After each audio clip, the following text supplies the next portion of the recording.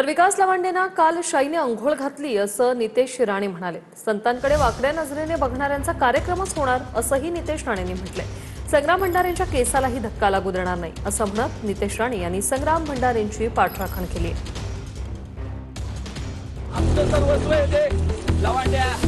विकास लवांडेंवर संग्राम भंडारेंनी केलेल्या शाईफेकीचं मंत्री नितेश राणेंनी जाहीर समर्थन केलंय। विकास लवांडेंचा उल्लेख जिहादी असा करताना राणेंनी संग्राम भंडारेंचं कौतुक केलंय।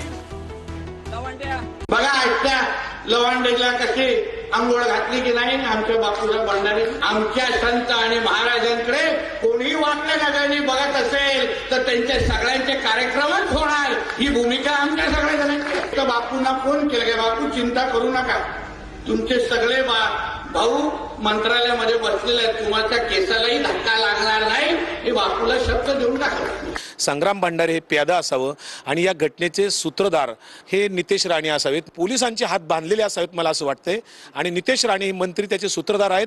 देवेंद्र फडणवीस याची दखल घेतील का त्यांना पाठिंबा देणार हा माझा सवाल आहे। एवढंच केसाला धक्का लागणार नाही जर एवढं छाती ठोकपणे सांगतात ना तर याच पुण्यामध्ये आमच्या चिमुरडीवर अन्याय अत्याचार झाला तेव्हा हे हिंदू धर्माचा माज दाखवणारे लोकांनी फक्त त्या आरोपीला मारून दाखवावं।